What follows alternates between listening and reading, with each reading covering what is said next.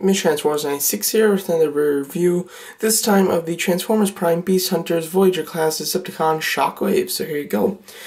So first of all, just go over the package. Pretty simple package. You get a nice picture of the vehicle. You get the Predicane on the side and the little bubble with the Try-Me. On the back, you get a nice picture of Shockwave in tank mode and robot mode. On the side here, you get a picture of him and a very small bio. I wish that they do longer bios, but what are you going to do? Some stats where, other than speed, he is the top of the line in pretty much everything else, with 10s in intelligence, fire blast, and skill. That's impressive, man. And a 9 in strength and courage. That's fantastic. So, wonderful stats. Oops, sorry, just knocked over one of my comparisons that I'll be bringing out later. Okay, so here's the tank, the Shockwave tank in his alt mode. So as you can see, he looks pretty neat. I think that this is a pretty neat design. I'm pretty sure that this will be accurate from what he's going to look like in the show. We did actually see him in the show, but if I'm not mistaken, he never transformed. That's one thing. I don't think that he ever would need to transform into this, because I mean, he's got the gun in robot mode, and this thing doesn't look like it would be very fast, so I'm not 100% sure on why he would ever need to actually transform into this this turret, this tank, whatever you want to call it. So because of that, I do think that it's kind of worthless, but hey, it still looks cool from the back there. You can see Shockwave's head, but it's beautifully hidden. I mean, you can't tell it's Shockwave's head unless you know. So yes, that's really nice. The only thing that's really out there is his hand that's on the bottom. A lot of people have been complaining about that. I really don't care. I mean, it's just a hand. I wish it could tuck under this right here. I wish that it could just tuck under here, but because of the thumb and the way it's designed, it'll just hit on this thing, so it really can't. I do think the transformation is really cool. Hey, you have one arm that comes out here and one arm that goes down here. It does make him unsymmetrical because, you know, you got this up here and then you've got this down here. So, you know, I don't know if that bothers you. You won't have a lot of fun, but I really could care less. Overall, in his tank mode, looks cool. I love all the little sharp bits. He got a bunch of sharp bits everywhere, which is really neat and pretty menacing looking. And he's very big. You know, he's a big, strong tank. Comparing him with some other deluxes from this toy line, here he is with the deluxe bulkhead. As you can see, he looks like a Voyager. He honestly does. He's nice and he's big. This is very small, but it's compact, so there is a decent amount of plastic here. But this one's a really nice, big, you know, vehicle. So as you can see, you know, he really towers over them. He's a decent sized Voyager, which is pretty nice. So now let's pause it really quick and get to transformation. Just kidding, no transformation yet. So yeah, so sorry, I forgot to talk about a few things. So he does come with these soft rubber plastic little bits, little Beast Hunter bits, and as you can see, you can put them on. It's very crab-like, I think. You know, you got like the claws, and there's almost like a little face. Of course, you got the one little dot kind of symbolizing what is it, Shockwave. So overall, you know, it looks interesting. I think the red actually matches the purple pretty well, which is impressive. This is probably the biggest thing I've had with these Beast Hunters, is the colors just don't match each other. They look really bad. These colors, they actually match pretty well, and I do kind of like them. There's you know, they're very, you know, they're kind of darker and mellower, and overall they look decent. And no collector's ever going to display them like this, but some kids might have a lot of fun with this, because, you know, they can make them all beast-like, and, you know, they can have him, you know, become like a great power and then put on this armor and stuff. So stuff like that might be really fun for kids. Collectors, it's not going to be, but it doesn't matter, because no collector is forced to put these things on. So I think that they're great because they're removable, so there's no problem there at all. And then of course he does have a gimmick with the cannon on top. And so this is what you do, is you just press this button up here, and as you can see, it spins. It reminds me a lot of like toys from McDonald's. I had one like this from, I can't remember what the movie was called. Whatever, I'm going off topic. So overall, you can do that, which is pretty cool. And this thing opens up. Here's how it looks when it's opened. This isn't a firing missile. It would have been cool if it fired, but there's no need for it to fire, so I'm cool with that. Overall, it's a neat gimmick that kids will have fun with, and collectors, it shouldn't matter to them, because it goes right back to where it should be, and it looks fine. The only thing is, you get this big button that's kind of sticking out, but it's a neat looking button. It's not just like, you know, haha, here's a button. It could just be like a little transforming bit. So overall, I do not mind it. It looks really nice. And yeah, so now let's get into transformation. I've blabbering on about this stuff for too long. So yeah, so to just start transformation, just unhook the cannon, which is actually pretty tightly. There we go, and the whole thing breaks off. Fantastic. So so let me just pause it so I'm not trying to fix it while it's on camera. Alright, it popped right back on. So yeah, so what you're going to want to do is just detach it from here, which it is pretty strongly detached, strongly attached there. So yeah, then this side detaches. This is a smaller clip. Oops, you didn't even see that. So this is attached right here, just to detach it. This is a smaller clip, so it's much easier to take off. Want to rotate it to the kind of front. This back piece, just kind of rotate the whole thing down a little bit. You can rotate Shockwave's head up there so you can see him right there. Let's just, let me adjust the whole camera. Alright, so then just take this, rotate it back, just to get out of the way.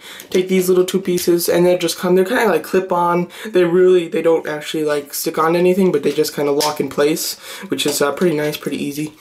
And then you're going to take this piece and detach it from the legs. This is probably the hardest thing to do, transforming them back into alt mode, just because it's hard to get it to plug in there, but you can if you work on it.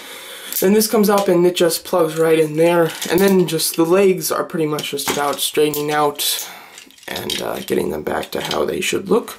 The feet, on the other hand, they're a little bit more complex. As you can see, that design there, you're gonna want to fold it up, and it's a very tight joint. It does take some force, but there you go. You can just fold it up just like that, and then just it was like this, and then just move that up like that. Same thing on the other side here. Oh, the whole thing just came off. Yeah, this thing's really annoying because it's got some like really strong pieces, but that just can pop off. So there you go. But everything just goes on back really easy. So yeah.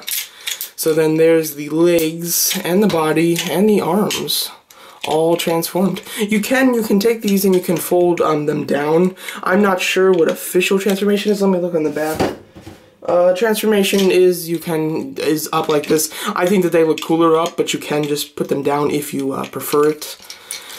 And then just get all his limbs straightened up. Okay, and then on the back here, what you're going to want to do is just kind of rotate these down, and this whole thing just will fold down just like this. So pretty easy, so it just becomes like thin on the back. There is a couple of different ways that you can position this. You can have it like here, you can actually just rotate these up and have them like spikes. I think that you're actually supposed to do that or something. I think that it looks pretty decent, but this one's all bent on mine. So yeah, so overall you can have it kind of up like that, or you can rotate them down. I just keep them down. I mean, he's got enough spikes and stuff, but the spikes on the side do look pretty nice. So yeah. So that's about it. Really, the only other thing is the hose, which I'll show you how to do right now. Why don't I? Alright, to get the whole hose to connect to his weapon, what you're going to want to do is just rotate one of these up, and this is the little tread in here. As you can see, the little tread. What you're going to do is just pull this out, and this can be very difficult the first time because it's kind of stuck in there. I used tweezers and then it came out really easy, so you might just need some tweezers or just something to help you. And then there you go, the whole thing will just rotate out. Then this can collapse again, just like this, and then you have this big hose thing sticking out just like this. It comes right to here, and that's when it just plugs in. It is a little bit of a soft plastic, so it is kind of hard to plug in, but you can do it. I recommend just doing both sides at the same time, because it can take a second. Oh, this is an annoying little bit. Okay. Yeah, you get one side in there, and then the other side, because it's plastic, just folds up on you, so you really can't do anything. And I've done this before. I don't know why it's fighting me. Let me just stop it really fast. So there, once you have the hose in, it goes in pretty easy. It's just because of the soft rubber plastic at the end, it's really hard to get it in. But I wish they could have just made that hard plastic and kept the rest soft plastic. But overall, it looks pretty cool when it hooks in. I love the way that they integrated it. It's fantastic. They could have easily just did what they did with the Dark of the Moon one, and that was just have a separate hose that can just plug in. This was actually a part of the figure, which is super unique.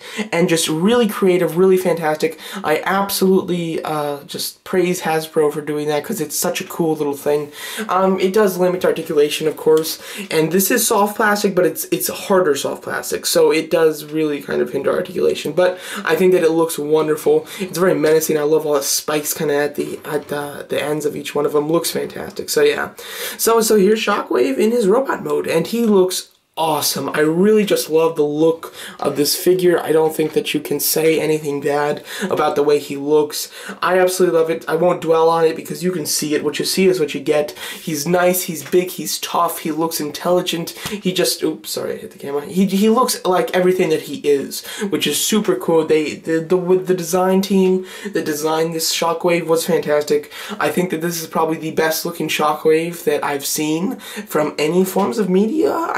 I know it's a little stretch to say that, but it's so perfectly looking that it's wonderful. The Dark of the Moon one I think looks awesome, but the toy really did not integrate that look the way I would have liked it to. So overall, I really love this. I love the cannon arm. I love the purple. This is definitely the best purple. Let's just do the comparisons right now.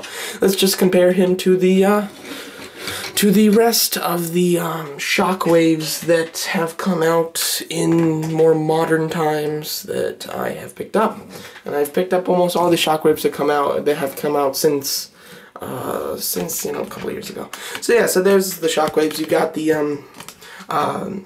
we've got the Fall of Cybertron one, the Dark of the Moon, the Transformers Prime, and then the Transformers Animated. There they all are together. Just comparing them, I think that the middle Shockwave, the Transformers Prime, it just looks awesome. I absolutely love the build. The toy is really cool. This one is just, it's very flat. It's a flat Shockwave. I thought that the Shockwave that was in the movie was a lot more circular, rounder, which was cooler, but the toy just did not do it well. As far as the paint is different on every single one of them, which I find really interesting. You've got a very dark, almost like a burgundy purple when it comes to the Dark of the Moon. On the Fall of Cybertron one, you've got a darker purple that's not burgundy really, but it still is very dark. On Transformers Animated, you've got gray, which I don't like that at all. I wish they would have kept him purple. I know they did do a purple edition with him, but it's not accurate to the show if I'm not mistaken. So I really don't like that. So this purple is by far the best looking purple. I think that this is the color purple that I would have loved to see in the Dark of the Moon one, and what we're finally getting in now. It's beautiful. This is probably actually my favorite color. My favorite color is purple, and my favorite shade of purple is probably the one that's in this Transformers Prime figure. I absolutely love it, so maybe I'm a little biased because I like the color, but I think that it looks just wonderful. As far as like the face sculpts are also different, which is really, really cool. I really do like the Dark of the Moon one, but the Transformers Prime one is just awesome. Here, just let's remove the others. And the Transformers Prime, look at this face sculpt. It's tough, it's menacing, but there is no doubt in your mind that this is not Shockwave. Absolutely love it. One thing that I was watching, I know I'm going to say his name wrong, but Pangu's review, I know I said that wrong. Or Pangu, I have no idea. But he was saying that, you know, that the horns on his head were uneven. This side was shaved down like way far, and he was saying that it was actually, that's how it was supposed to be. It wasn't like a figure flaw or anything. It absolutely was, because this is totally even, and this is how it should be. I did pick this guy up at retail at Walmart, so this is absolutely how it should be. So even though he said that that it was wrong, he's a little misinformed with that. But overall, I think this is awesome. One amazing figure. I love the hand too. Very Transformers Prime-ish, but very cool. Now, the only problem that I have with this figure that I'm sure you've heard of if you've watched a review of this guy is that the thigh joints, they're on ratchets, and the one ratchet is down here, and then the next one is out here. So there is no in between, so either you have his legs completely together or way spread out. There is no preference other than that. The way I've had him in this review is, I think, the coolest look. When I put him on my shelf, just because, you know, you won't really be able to see his legs because they'll be crowded with figures, I will just have them together. But I think that he looks awesome this way. I do not know why they do this for figures, if they save money or something, but I hate it. And when I first saw and heard that he was having this, my mind just went right to this figure. This was the Transformers Dark of the Moon's Voyager Sentinel Prime. I remember getting this, you know, already having the Service Commander and Leader, and just being like, should I get it? And just said, okay. And just really hating it because it had the same Ratchet problem. This was a Ratchet, and then this was a Ratchet. No in between. Really absolutely hated it. So to hear that Shockwave was going to have it and has it was a huge disappointment.